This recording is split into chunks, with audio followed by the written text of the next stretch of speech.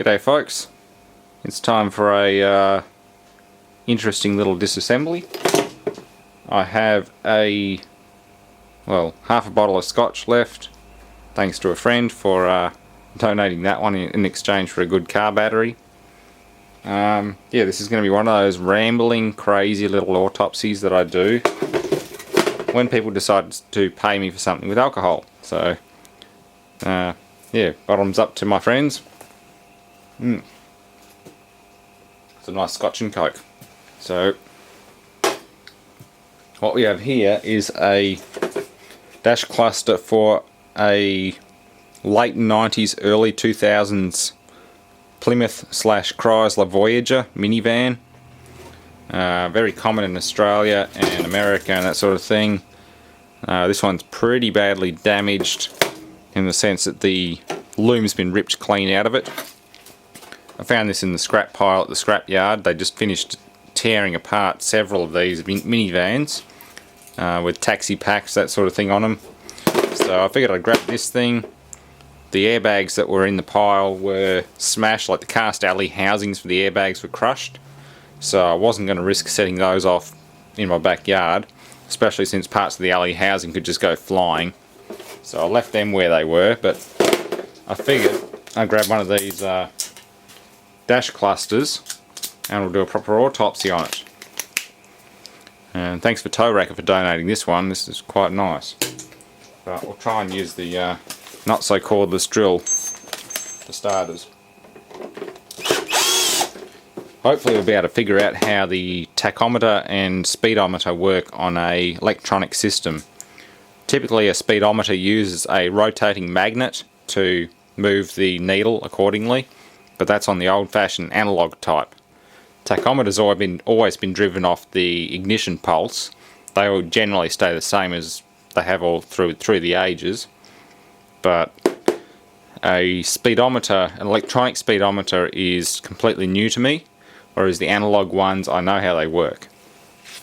And they work off of a rotating magnetic cup with a thing inside it. I'll try and find one and do a proper autopsy. It's going to be too hard to describe. A couple of people asked me if I could do a video on how speedometers work.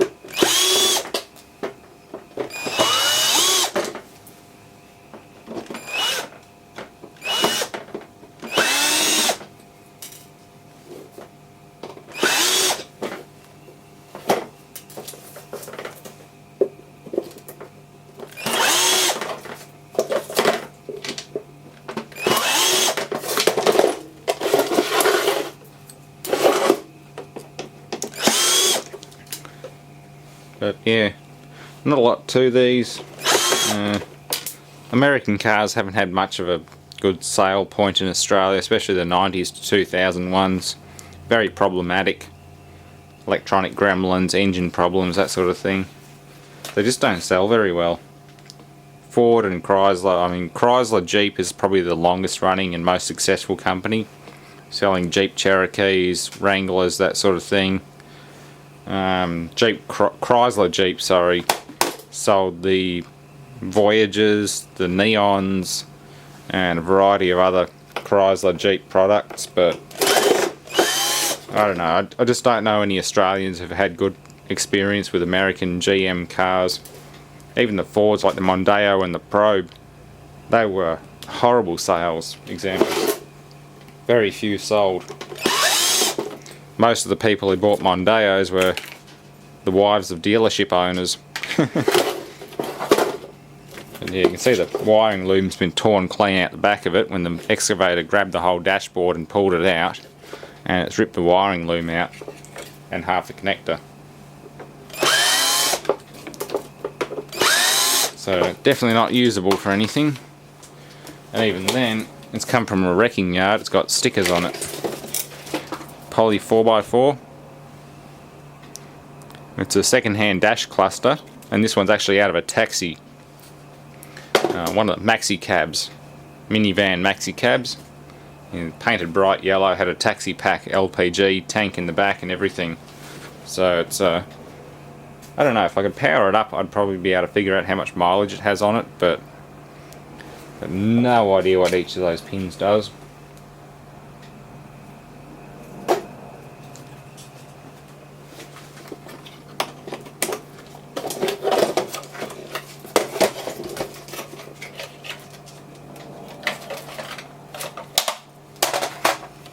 Plastic housings, not a lot to that, it's like polycarbonate.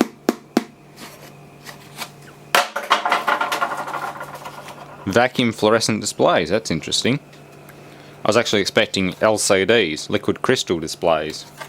A lot of normal modern cars, even early 90s cars, ran liquid crystal display or even dot matrix display for their odometer and other readings, but these are actually vacuum fluorescent, like old video cassette recorders. Kind of interesting. Be interesting to see what drives these instruments too. Probably a little servo motor arrangement, or maybe a voice coil. So they all behave the same. Probably voice coil driven.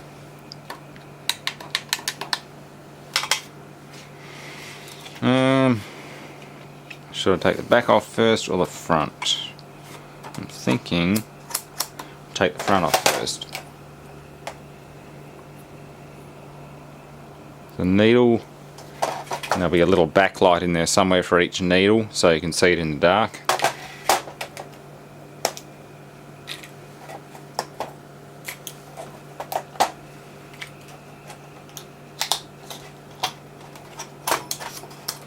It's a whole assembly. It's got a backing plate. Oh, there we go. Yep, that actually has the instruments themselves on it.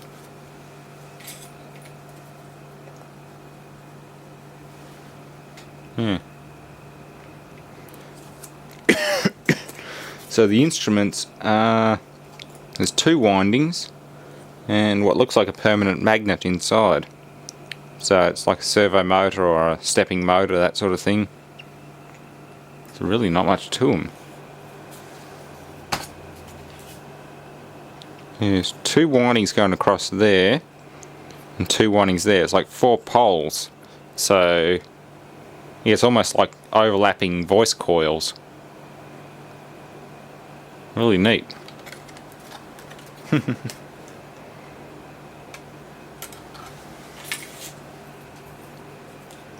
Of course, since I pulled the hands off them, they aren't zeroed anymore, but they can go back on anyway.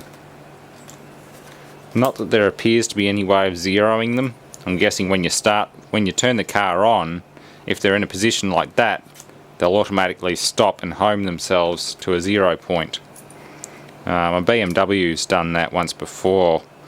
There's a little electrical gremlin, and the speedometer and tachometer started out about there, and they automatically went stop and popped up a bit and then stop, and they zeroed themselves. So there's probably a built-in fail-safe or something like that. But yeah, there's no key, there's no shaft key on these little motor interpreter devices. Modern tachos and speedos are obviously pulse driven from a sensor on the engine somewhere, crankshaft sensor or transmission end sensor. Speedometer would be driven by the transmission sensor, odometer would be driven by ignition pulse, maybe the crankshaft position sensor. And here we have backlight globes, vacuum fluorescent displays for mileage, or sorry, trip count and mileage display, and park, reverse, neutral, that's all auto trans readout, all that sort of goodies.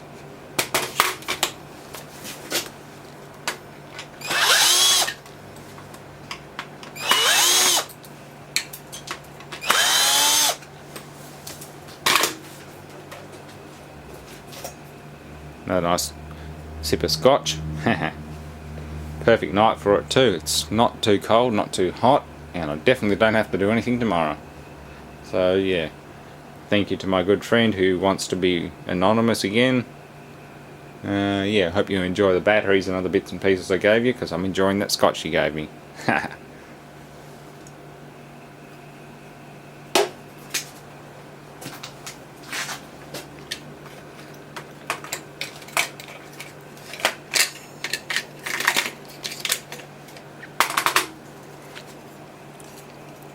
Yeah, very typical vacuum fluorescent display assembly.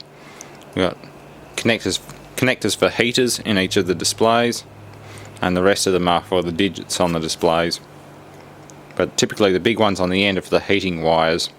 If you don't have power going through those heating wires to heat the displays up, you don't get any actual display. There's no electron flow. The VFDs, well, VFD to me means variable frequency drive, but to some people it means vacuum fluorescent display.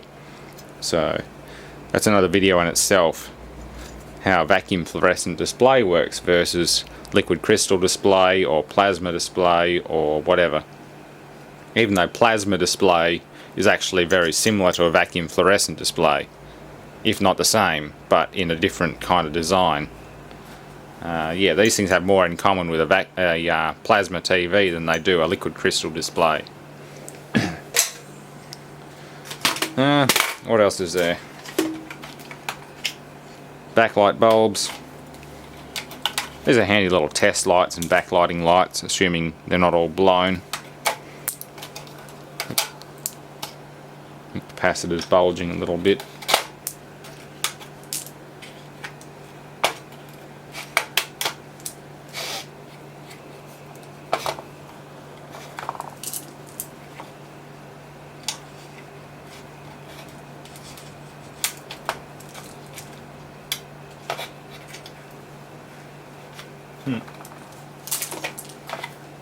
These ones are tight.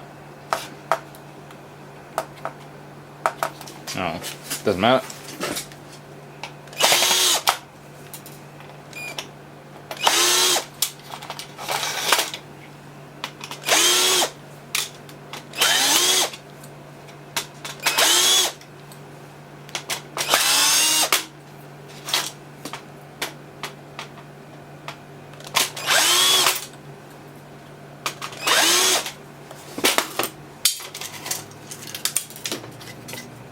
Okay, there's a revision number and everything on there, not a lot else.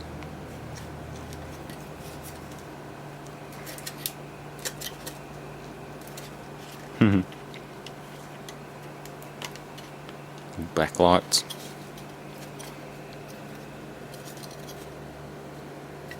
You can sort of work out which is which with the traces, but yeah.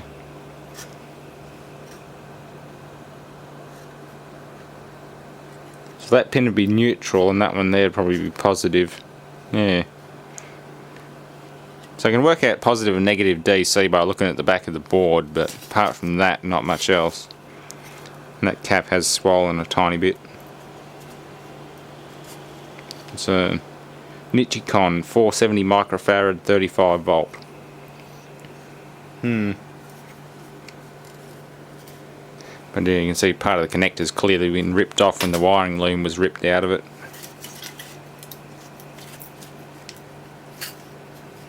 Doesn't look too badly built.